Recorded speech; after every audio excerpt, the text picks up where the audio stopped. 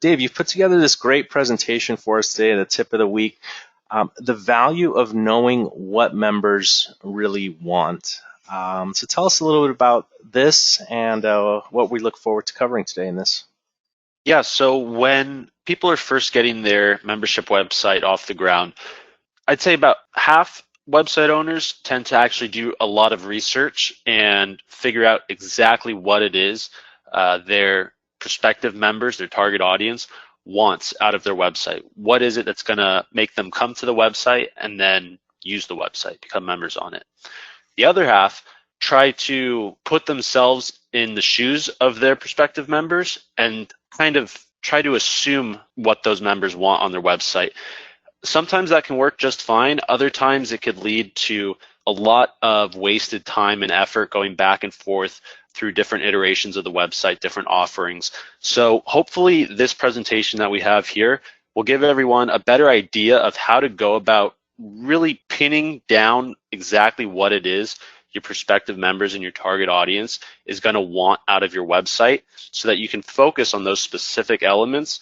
And then from there, you can add in those different iterations and features and things that maybe they're not saying specifically, but from the start, we really want to focus in on specifically what it is these people want on your website. So that's what we'll be delving into in this presentation. And I also want to mention, it's not just what they want, it's what they want to see, what they want to hear, and what they expect. So this is much more than just packaging and offering to your community. It's about how you pitch, learning how to pitch using the verbiage they want and the emotional pain points that you aim to resolve for them so you can really solidify your connection with them. Yeah, I think that's actually a really important point is the communication aspect of this. You may know exactly what it is the members want and need out of your website, but if you're unable to communicate it in a way that connects with them, then that could be a shortcoming from the marketing aspect of your website. And so some of these tips that we'll be going into here, they'll allow you to understand not only what is being discussed online by your target audience, but also how it's being discussed. Like Jason mentioned, the verbiage that they're using. And if you can incorporate that same verbiage into your marketing elements, then that will help better communicate what exactly your website does to your members and help them better understand why they should be joining your website to help solve some of the problems that they're facing. And so this is all why data is better than guessing, because like I mentioned previously, you can try to assume what your members want, and sometimes that can work out just fine. Other times you may end up wasting time and effort and maybe even money if you're paying for certain marketing aspects. But understanding exactly what it is your target audience wants will help build a long-lasting relationship with them that's rooted specifically in trust, but trust comes from understanding each other's needs. It's just like a personal relationship that you may have with friends, family. You really need to understand each other's needs, wants, and that will help build that incredibly important relationship that will make them want to actually join your website and use your website over an extended period of time.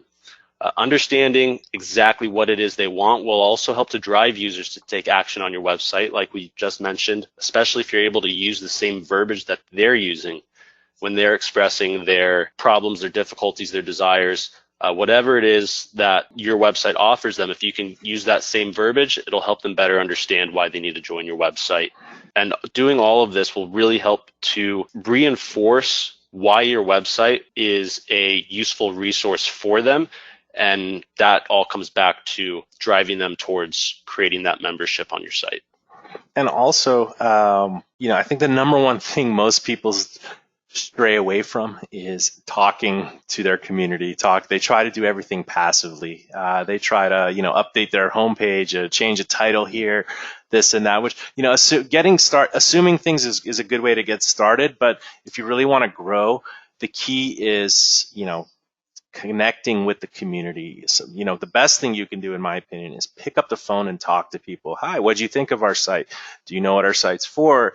What brought you to our site? That's one way to do it. You can also do surveys, which we'll talk about later. But gathering this data and actually talking to people, and a lot of us might be shy, and we just again we want to work passively, but from what I've seen in now years of experience of this, the most successful sites open a dialogue with their members, and that's kind of, if you're afraid of it, you got to put some armor on, and you got to get out of your comfort zone and just know that connecting with the community is going to not only benefit your members, because now you understand the actual words they're using and the problems they're facing that you could potentially help solve, but it's going to help you because you're creating those real relationships with people who in the beginning stages will become your ambassadors and your evangelists for your brand and your community. So I know a lot of us might be a little shy.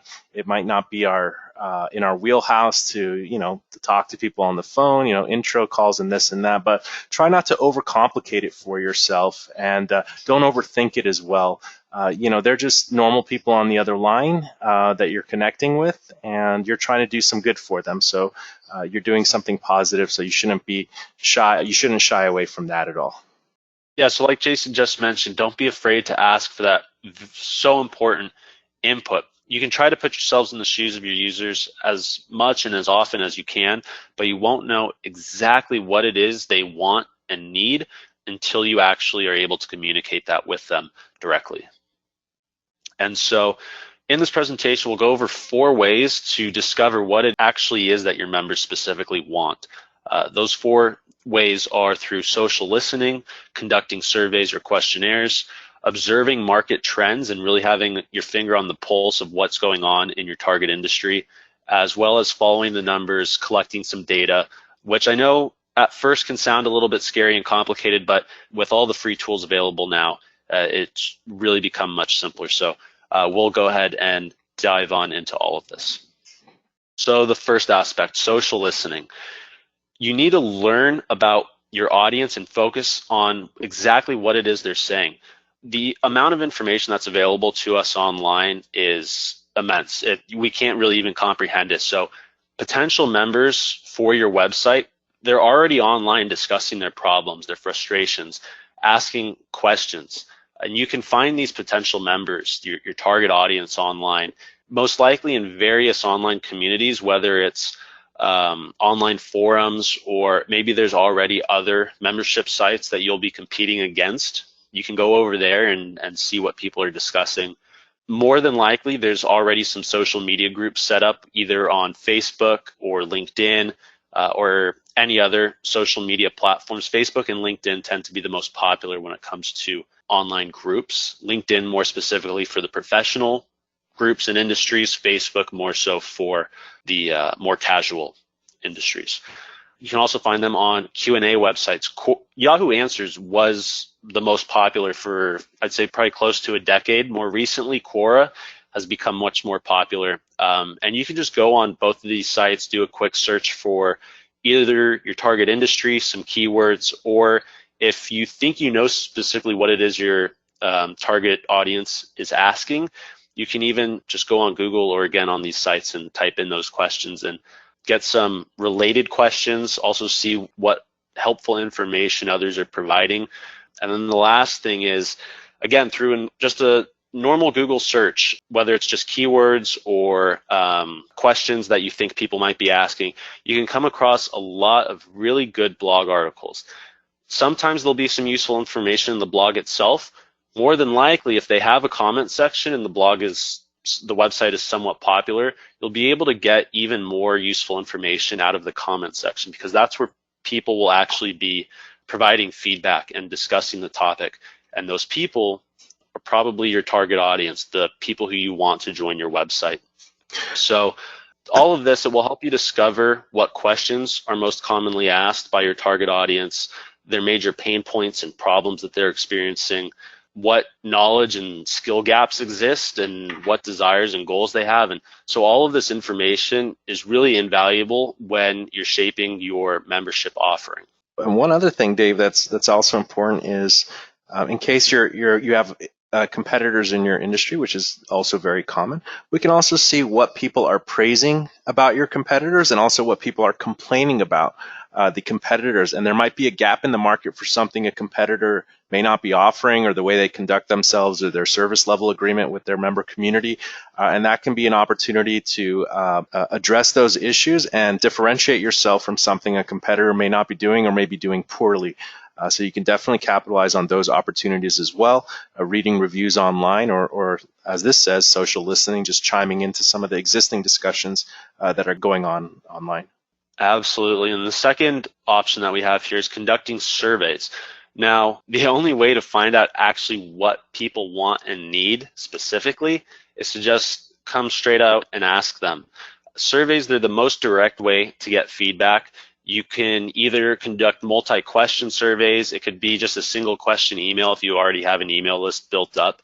The one thing I will say is, if you are going to conduct a multi-question survey, try not to make it too long. I would say make it easy to fill out in maybe a couple minutes. You don't want to overload people with questions where they'll just end up not wanting to complete it. And we've got so many things going on in our lives right now that take precedent. We want to keep these surveys short and easy to comprehend for the user so that we can get the most useful feedback from them.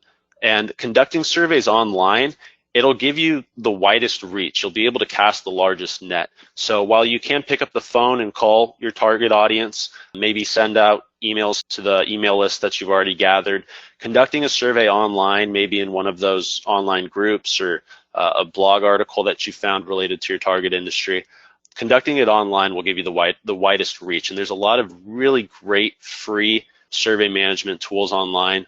SurveyMonkey is probably the most popular next to Google Forms.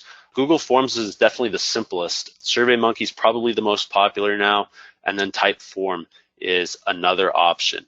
One thing to keep in mind when you're conducting surveys is that what people say can sometimes be different from what they actually do. So it's good to conduct surveys along with some of these other tactics that we're mentioning in this presentation. And I think you brought up a good point here. There is something called form fatigue, and that does happen when surveys are long. It's different for every industry and how exciting your questions may be, but just be mindful of, as David mentioned, the length of the entire survey, and also the level of complicated answers you're hoping to get from them. Giving them multiple choice might be helpful if you're trying to narrow things down. And also short questions that are easy to comprehend, and you want to get their first reaction sometimes. And then if you're going to have some long form responses, some open-ended questions, you want them to just write whatever they're feeling in their minds and hearts. Just have a couple of those on that survey. So just keep it short and sweet, and you'll probably get some good results, and people won't abandon the survey midway through. Tip number 3 out of 4, observing market trends. You always want to have your finger on the pulse of what's happening in your market. You want to stay current. You don't want to fall behind. And if you have competitors, allow them an opportunity to kind of sweep in and move ahead of you. So all of this, again, can be done with a simple Google search. If you're not already familiar with some popular online mediums that reflect what's going on in your target industry, these can be blogs, podcasts, video channels. If you can hang out and around some of these locations online that your target audience frequents, such as some of those social media groups, a lot of times in there, they'll be sharing resources or media or content from the same sources over and over. So if you can identify those common sources, it probably means that your target audience follows them, and so they have their finger on the pulse of what's happening in your target market. So those are the sources that you yourself want to follow as well to remain current. And all of this goes into identifying those online influencers who essentially act as unofficial spokespeople for your prospective members, your target audience. So you want to really understand what it is they're talking about, what questions are being asked, what they're excited about, what frustrates them, because what frustrates them, what excites them, what they want to see is typically what others in your target industry want as well. So this will help to identify, again, what you can offer in your membership plans or on your website if you're offering information for free that your target audience really wants and will make them want to keep coming back to your website. The other option, which we didn't list on the slide, but this really depends on your target industry and maybe even your location if it's a national directory or a local one, is you can attend industry conferences, meeting influencers in your target audience face to face. This will, again, this goes back to establishing those meaningful relationships and trust. I know oftentimes that's not really possible depending on what your target industry is and your target audience, but if that's a possibility, that may be something you want to consider. Yeah, and once again, a lot of connecting with your members is speaking their language and using their lingo and terminology and things they're using. So, staying current with things like popular blogs and podcasts will keep you updated with the latest buzzwords and keywords that your industry is using. And then you want to make sure you sprinkle those and use those throughout your website because that's what people are expecting to see and hear, from whatever industry you're targeting. And lastly, it's all about the data, following the numbers. So you want to collect data in order to better understand what elements of your website, as well as the content that you're sharing, are actually resonating best with your audience. Because once you can figure that out, you can replicate those elements to better connect with your target audience rather than kind of just throwing a lot of content out there and hoping something sticks. You can really identify what actually does stick and follow along that path. So the best thing you can do is create a free Google Analytics account, and then you can link your analytics ID with your BD website. It's just in the general settings. You can just copy and paste it in there. And from there, give it some time so that it can collect some data on how your website visitors are using your website. But from there, you can look at the data that's provided from Google Analytics, and this will allow you to see what pages are most visited on your website, where people are coming from, what links they're clicking on your website, the traffic flow, whether or not they're staying on your website or leaving directly from the same page that they came from. There's so much valuable information from Google Analytics.